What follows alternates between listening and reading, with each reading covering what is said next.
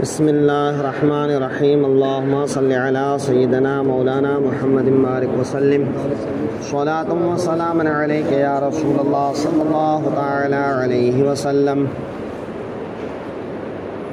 تفسیر کے سلسلے میں یہ کہا گیا تھا کہ اللہ تبارک و تعالی نے اس امت کے تعلق سے کئی باتیں بیان فرمایا۔ پہلی بات کہ یہ امت افضل امت ہے، بہترین امت ہے، اعتدال کی راہ پر چلنے والی امت ہے۔ دوسری بات یہ کہ یہ امت انبیاء کرام کے حق میں قیامت کے دن گواہی دینے والے ہیں، اور اللہ کے حبیب اس امت پر اور انبیاء کرام پر گواہی دینے والے ہیں۔ آگے یہ ارشاد فرمایا کہ یہ قبلہ بدلنے کا واقعہ اس لیے پیش آیا تاکہ اچھے اور برے لوگوں میں پہچان ہو جائے کہ کون لوگ خالص ایمان، مخلص ایمان والے ہیں اور کون لوگ منافق ہیں، یعنی دکھاوٹی کے طور پر ایمان رکھتے ہیں۔ تو جو مخلص ہوں گے وہ کسی بات پر اعتراض نہیں کریں گے، بلا چوں چرا وہ قبول کر لیں گے، اور جو منافق ہوں گے وہ طرح طرح کی بکواس کرنے لگیں گے۔ اب آگے ارشاد ہوتا ہے وَمَا كَانَ اللَّهُ لِيُضِيعَ إِيمَانَكُمْ، اور اللہ کی شان نہیں کہ تمہارا ایمان اکارت کرے۔ کیا مطلب ہوا اس کا؟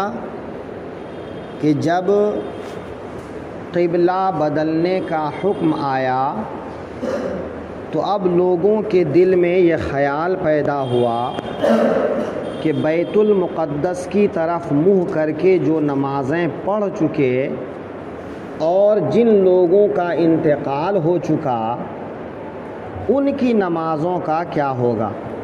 کیا ان کی نمازوں پر انہیں کوئی اجر و ثواب ملے گا، یا پھر ان کی نمازیں یوں برباد گئیں؟ یا پھر جو لوگ زندہ ہیں وہ بھی ان دنوں کی نماز کے بارے میں فکر مند تھے کہ ان کی نمازوں کا کیا ہوگا؟ تو اللہ تعالی نے ارشاد فرمایا کہ اے لوگو، جو تحویل قبلہ سے پہلے وفات پا چکے اور جو ابھی حیات ہیں، کسی کی نماز بھی برباد نہیں ہوئی، کہ اللہ تعالی کسی کے عمل کو ضائع نہیں فرماتا ہے۔ چونکہ یہ قبلہ بدلنا دراصل اللہ کی اطاعت کی نشانی ظاہر کرنا تھی کہ اللہ کی نشانی پر، اللہ کے حکم پر کون پورا اترتا ہے۔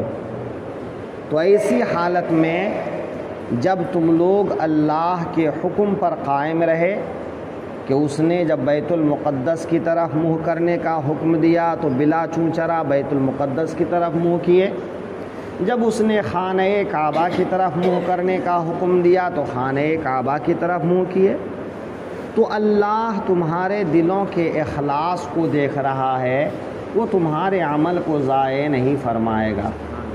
تو یہاں ایمان کے ضائع فرمانے سے مراد ہے عمل، اور عمل میں سب سے اعلیٰ اور افضل عمل چونکہ نماز ہے، اور سوال بھی نماز ہی کے تعلق سے ہوا تھا، لہٰذا مترجمین اور مفسرین نے اس سے نماز ہی مراد لیا ہے۔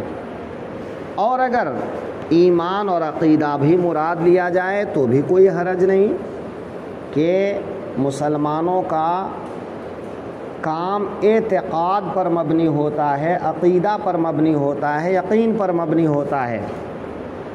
تو جب اللہ نے بیت المقدس کو قبلہ بنایا تو مسلمانوں نے دل کے یقین کے ساتھ بیت المقدس کو اپنا قبلہ مانا اور اسی کو اپنا قبلہ تسلیم کیا۔ تو ان کے دل میں بیت المقدس کا قبلہ ہونا ہی راسخ ہوا اور اسی پر وہ قائم ہو گئے۔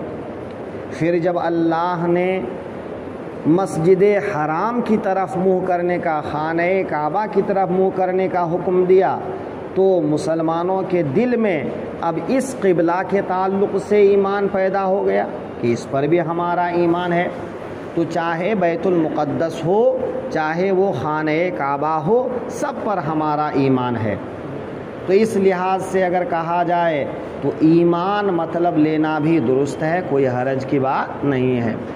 تو اللہ تعالیٰ فرما رہا ہے وَمَا كَانَ اللَّهُ لِيُضِيعَ إِيمَانَكُمْ، اور اللہ کی شان نہیں کہ تمہارے ایمان کو اکارت کرے، برباد کرے۔ ان اللہ بالناس لرؤوف الرحیم، بے شک اللہ آدمیوں پر بہت مہربان اور رحمت والا ہے نا، کہ وہ اپنے بندوں پر بڑا مہربان ہے۔ تو جن بندوں نے اس کا کہنا مانا ان بندوں کو وہ عمل ضائع کر کے نقصان نہیں پہنچا سکتا ہے۔ وہ تو بندوں سے محبت کرتا ہے، بندوں پر مہربان ہے، تو وہ ان کے ہر عمل کو قبول فرماتا ہے نا۔